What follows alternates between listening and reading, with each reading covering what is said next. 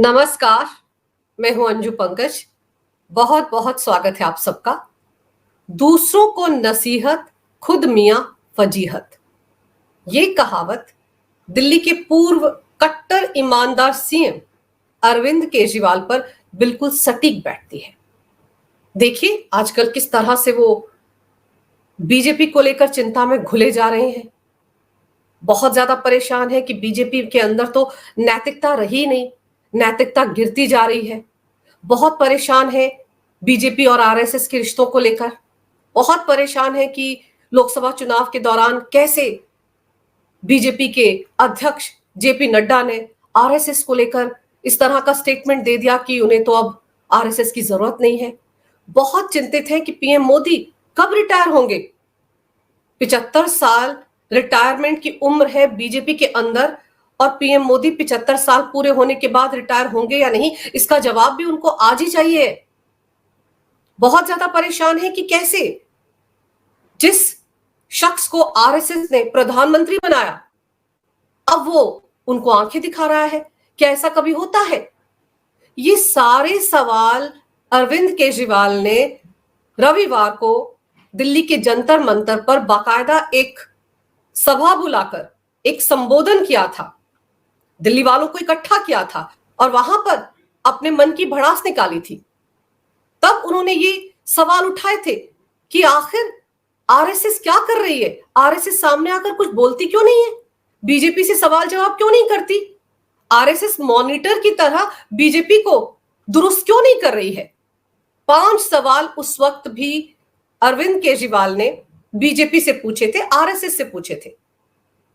RSS के कंधे पर बंदूक रखकर वो बीजेपी को घेरने के चक्कर में थे। फिर उन्होंने इंतजार किया कि जो सवाल उन्होंने पूछे हैं आरएसएस से उनके जवाब आ जाएंगे। सोमवार को इंतजार किया, मंगलवार को इंतजार किया, और आज बुधवार को अरविंद केजरीवाल ने आरएसएस प्रमुख मोहन भागवत को एक चिट्ठी लिख दी है और उस चिट्ठी में भी ये सारे सवाल उठाए हैं। अब आप सोचिए अरविंद केजरीवाल के पास आजकल कितनी फुर्सत है। इतनी फुर्सत है कि वो अपने गिरेबान में झांकने की कोशिश नहीं कर रहे हैं। वो बीजेपी को लेकर चिंतित है। बीजेपी की नैतिकता गिर रही है, इसकी उनको चिंता है। अपनी खुद की नैतिकता आज की तारीख में कहां खड़ी है, ये देखने की फुर्सत उनके पास नहीं है। ये चिट्ठी है 2 पन्नों की जो अरविंद केजरीवाल ने आरएसएस प्रमुख मोहन भागवत को लिखी है। ऐसा लग रहा है कि अरविंद केजरीवाल कोई एनजीओ चला रहे हैं। याद है ना, जब दिल्ली में शीला दीक्षित सरकार हुआ करती थी तो अरविंद केजरीवाल 2 एनजीओ चलाते थे, परिवर्तन और कबीर नाम की, और उन एनजीओ के नाम पर वो विदेशों से फंडिंग तो उनको मिलती थी और उन एनजीओ के नाम पर वो रोज शीला दीक्षित सरकार को सवालों के घेरे में खड़ा करते थे। बिजली पानी का मुद्दा अरविंद केजरीवाल का सबसे ज्यादा प्यारा मुद्दा तभी बना था। तब अरविंद केजरीवाल को इस बात की बहुत चिंता होती थी कि शीला दीक्षित के घर में तो 10-10 एसी चलते हैं, उनके वॉशरूम के अंदर भी एसी है, और तब वो ये कहते थे कि दिल्ली की जनता के पैसे से शीला दीक्षित के घर का बिजली का बिल दिया जाता है। दिल्ली की जो टैक्स पेयर जनता है उसके पैसे का देखो कैसे दुरुपयोग कर रही है शीला दीक्षित। वो बात अलग है कि जब अरविंद केजरीवाल इन्हीं मुद्दों को उछालकर मुफ्त में बिजली, मुफ्त में पानी देकर दिल्ली की सत्ता पर काबिज हुए तो उन्होंने यही सब कुछ किया। पहले जरूर बोलते रहे कि उनको बड़ा बंगला नहीं चाहिए, सिक्योरिटी नहीं चाहिए, गाड़ियां नहीं चाहिए, लेकिन बाद में सब कुछ ले लिया। यही नहीं, कोरोना काल में जब पूरी दिल्ली ऑक्सीजन के एक एक सिलेंडर के लिए तरस रही थी, तब अरविंद केजरीवाल सरकारी खजाने से धांधली करके पैसा निकलवा रहे थे और उस पैसे से सिविल लाइंस इलाके में शानदार शीश महल बनवा रहे थे चोरी चुपके। ये सब कर रहे थे अरविंद केजरीवाल। तो अरविंद केजरीवाल बीजेपी में नैतिकता नहीं है इसको लेकर बड़े चिंतित हैं, चिट्ठियां लिख रहे हैं, लेकिन अपनी नैतिकता कहां है उनकी। देखिए वो चिट्ठी में क्या लिखते हैं। देखिए केजरीवाल ने अपनी चिट्ठी की शुरुआत में लिखा है, देश की मोदी सरकार देश और देश की राजनीति को जिस दिशा में लेकर जा रही है वो बहुत ही खतरनाक है। अगर ऐसे ही चलता रहा तो हमारा लोकतंत्र खत्म हो जाएगा, हमारा देश खत्म हो जाएगा। सोचिए अरविंद केजरीवाल किस काम में लगे हुए हैं। अपनी पार्टी की उनको चिंता नहीं है। अभी तो वो खुद आरोपी हैं शराब घोटाले में, जबकि उनकी पार्टी आम आदमी पार्टी को भी ईडी और सीबीआई ने अपनी चार्जशीट में आरोपी बनाया है, क्योंकि जो 100 करोड़ रुपए साउथ लॉबी से लिए गए थे उसका इस्तेमाल आम आदमी पार्टी ने गोवा विधानसभा चुनाव के दौरान किया है। तो उस पैसे की सबसे बड़ी बेनिफिशियरी आम आदमी पार्टी है, इसलिए आम आदमी पार्टी को आरोपी बनाया गया है। अभी तो अरविंद केजरीवाल ही 177 दिन तक आरोपी के तौर पर तिहाड़ जेल में रहकर आए हैं, लेकिन जब यही कार्रवाई आम आदमी पार्टी के ऊपर होगी तो आम आदमी पार्टी की मान्यता रद्द हो सकती है। अरविंद केजरीवाल को चिंता इस बात की करनी चाहिए, आने वाले दिनों में जब ट्रायल शुरू होगा राउज एवेन्यू कोर्ट में, तब उनकी पार्टी खत्म हो जाएगी, इसका खतरा उन पर मंडरा रहा है। लेकिन उनको कोई और नजर नहीं आ रहा है, उनको नजर आ रहा है कि मोदी सरकार तो बहुत बुरा काम कर रही है, पता नहीं कौन सी दिशा में राजनीति को लेकर जा रहे हैं। अरविंद केजरीवाल दिल्ली में किस तरफ जा रहे थे? अरविंद केजरीवाल दिल्ली में राजनीति को कौन सी दिशा में ले जा रहे हैं? वो तो मुफ्त की रेवड़ियां बना बनाकर अपना एक अलग से मुफ्तखोरों का वोट बैंक इकट्ठा कर रहे हैं, और उस वोट बैंक से उनको हर हाल में उम्मीद है कि वो वोट बैंक उनको धोखा नहीं देगा। जिनको मुफ्त में बिजली मिल रही है, मुफ्त में पानी मिल रहा है, जिन महिलाओं को मुफ्त में दिल्ली की बसों में यात्रा करने का मौका मिल रहा है, जिन बुजुर्गों को वो मुफ्त में तीर्थ यात्रा पर भेज रहे हैं, और जिन महिलाओं को 18 साल से ऊपर की महिलाओं को दिल्ली में हर महीने 1,000 रुपया उनके खाते में डालेगी, वो वोट बैंक अरविंद केजरीवाल को धोखा कैसे देगा? तो ये जो मुफ्त खोरों की एक जमात इकट्ठा कर रही है वोट बैंक के तौर पर आम आदमी पार्टी, क्या ये देश के लिए सबसे ज्यादा खतरनाक नहीं है? ये मामला तो सुप्रीम कोर्ट में भी पहुंचा है, और उम्मीद तो यही की जानी चाहिए कि सुप्रीम कोर्ट ही इस बारे में कोई ना कोई बड़ा फैसला लेगा। आगे अरविंद केजरीवाल ने इस चिट्ठी में जो सवाल पूछा है वो ये है कि जिस कानून के तहत लाल कृष्ण आडवाणी, मुरली मनोहर जोशी को 75 साल की उम्र में रिटायर किया गया, क्या वो कानून मोदी जी पर लागू नहीं होगा? क्या कानून सबके लिए एक समान नहीं होना चाहिए? सोचिए, अरविंद केजरीवाल को पीएम मोदी के रिटायर होने की इतनी चिंता क्यों है? ये जो कानून है 75 साल की उम्र में बीजेपी के नेता रिटायर होंगे, ये बीजेपी का अपना इंटरनल मैटर है। ये बीजेपी और आरएसएस के बीच क्या मामला है? इसमें अरविंद केजरीवाल दखल अंदाजी क्यों कर रहे हैं? उनको क्या लेना देना बीजेपी के अंदर क्या नियम कायदे हैं? अरविंद केजरीवाल को अपनी पार्टी के संविधान की चिंता करनी चाहिए, उन नियम कायदों की चिंता करनी चाहिए जो आम आदमी पार्टी के गठन के दौरान तय किए गए थे। एडमिरल रामदास जो आंतरिक लोकपाल बनाए गए थे आम आदमी पार्टी के, उन्होंने अरविंद केजरीवाल से पार्टी के संविधान के हिसाब से नियम कायदे मानने के लिए ही तो कहा था। उन्होंने कहा था ना कि आम आदमी पार्टी के संविधान में तय किया गया है कि कोई भी व्यक्ति लगातार 2 बार पार्टी का संयोजक नहीं रह सकता, कोई भी व्यक्ति एक साथ 2-2 पोजीशंस पर नहीं रह सकता।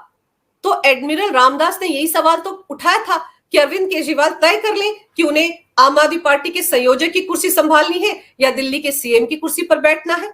लेकिन क्या हुआ था? अरविंद केजरीवाल ने आम आदमी पार्टी के संविधान में तय किए गए इस कानून को माना था, धज्जियां उड़ा दी थी उन्होंने इस कानून की, और उल्टे एडमिरल रामदास को बेइज्जत करके लोकपाल के पद से हटा दिया था।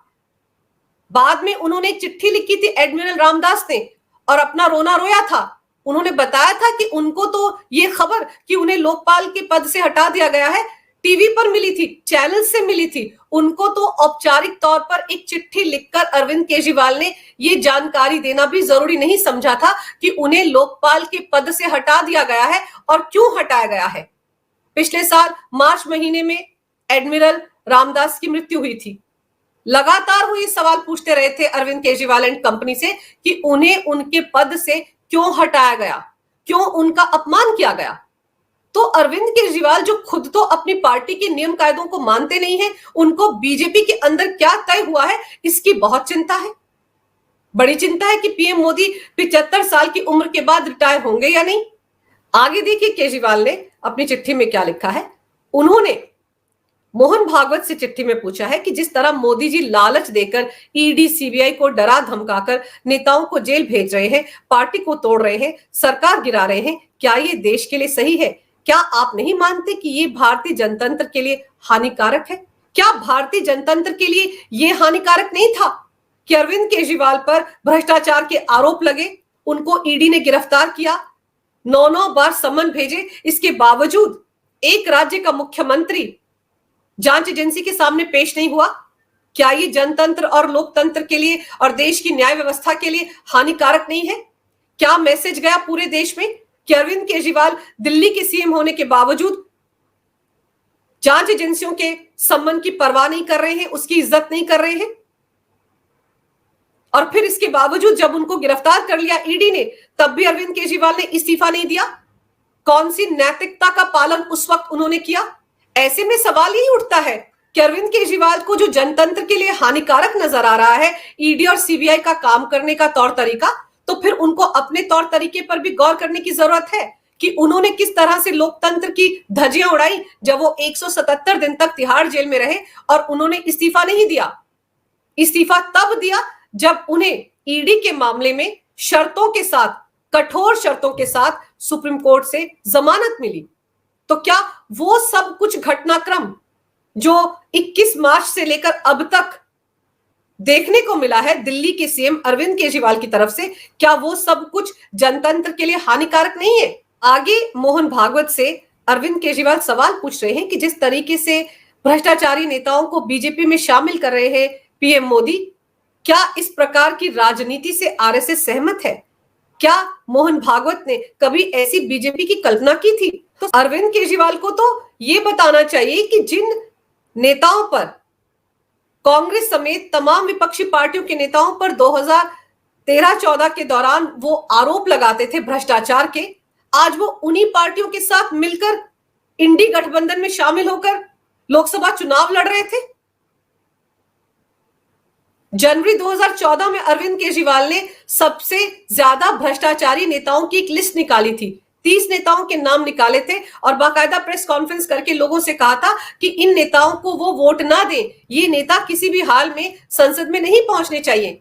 क्या अरविंद केजरीवाल बताएंगे कि उन नेताओं में राहुल गांधी का नाम नहीं था? क्या शरद पवार का नाम नहीं था? मुलायम सिंह यादव का नाम नहीं था? अखिलेश यादव का नाम नहीं था? लालू प्रसाद यादव का नाम नहीं था? इन सब नेताओं के नाम खुद अरविंद केजरीवाल ने गिनाए थे कि ये सबसे ज्यादा भ्रष्टाचारी नेता हैं। लेकिन अब अरविंद केजरीवाल उन्हीं के गलबैया होते हैं, अब उनके साथ मिलकर चुनाव लड़ते हैं। तो क्या दिल्ली की जनता ने कभी सोचा था कि जिस आम आदमी पार्टी को वो दिल्ली की सत्ता दे रहे हैं इस उम्मीद के साथ कि एक दिन वो राजनीति से भ्रष्टाचार को हटाएंगे, वो अरविंद केजरीवाल उन्हीं भ्रष्टाचारियों के साथ खड़े नजर आएंगे जिन पर वो आरोप लगाते थे, जिनको गालियां दे देकर वो राजनीति में आए? आज वो उन्हीं से ईमानदारी के सर्टिफिकेट मांगते हैं, उन्हीं के सामने गिड़गिड़ाते हैं। राघव चड्ढा और संजय सिंह उन्हीं नेताओं के सामने गिड़गिड़ाते हैं कि अरविंद केजरीवाल जब तिहाड़ जेल में बंद थे तो उनके बारे में एक शब्द कहा जाए कि तिहाड़ जेल में उनके साथ बहुत बुरा बर्ताव हो रहा है। तिहाड़ जेल में कोई नेता जाकर उनसे मिल आए ताकि पूरे देश में ये संदेश जाए कि पूरा का पूरा इंडी गठबंधन अरविंद केजरीवाल के साथ है। ये सारे ड्रामे कौन कर रहा था? किसी ने कल्पना की थी कि अरविंद केजरीवाल एक दिन इस तरह का बर्ताव करेंगे? तो अरविंद केजरीवाल दरअसल पता नहीं पथभ्रष्ट क्यों हो गए हैं। उनको अपनी पार्टी को संभालना चाहिए। उनको समझ में आ गया है कि आम आदमी पार्टी में टूट होने वाली है, इसीलिए वो इस तरह की चिट्ठियां लिख रहे हैं। वो कहते हैं ना, मां देख तेरा मुंडा बिगड़ा जाए, कुछ इसी तर्ज पर अरविंद केजरीवाल शिकायतों का पुलिंदा लेकर आरएसएस के पास पहुंच गए हैं। सवालों के जवाब चाहते हैं। जंतर मंतर पर जो सवाल उठाए थे उनके जवाब नहीं मिले तो उन्होंने चिट्ठी लिख दी। अब देखते हैं आरएसएस की तरफ से क्या रिएक्शन आता है। वैसे आरएसएस और BJP Arvind Kejriwal and company को कभी भी सीरियसली नहीं लेते। उनकी राजनीति से उनका कोई लेना देना नहीं है। तो इन सवालों के जवाब अगर नहीं आएंगे तो अरविंद केजरीवाल का अगला कदम क्या होगा? मुझे तो ऐसा लग रहा है कि अरविंद केजरीवाल की चिट्ठी पर अगर मोहन भागवत जवाब नहीं देते हैं तो अरविंद केजरीवाल हो सकता है नागपुर जाकर मोहन भागवत से मुलाकात करें और उस मुलाकात के दौरान बीजेपी नेताओं की शिकायतों का पुलिंदा खोलें। अब यही होने वाला है, क्योंकि अरविंद केजरीवाल के पास अब करने को कोई कामकाज है ही नहीं, बिल्कुल फ्री है वो। ऐसे में वो ये काम भी कर सकते हैं। अगर आपको ये वीडियो अच्छा लगे तो कृपया इसे लाइक करें, शेयर करें। अगर आप पहली बार मेरे चैनल पर आए हैं तो कृपया मेरे चैनल को सब्सक्राइब करना ना भूलें। मेरे चैनल को अपना पूरा समर्थन दें। ये वीडियो देखने के लिए बहुत बहुत धन्यवाद। नमस्कार। भारत माता की जय हो। वंदे मातरम और जय श्री राम।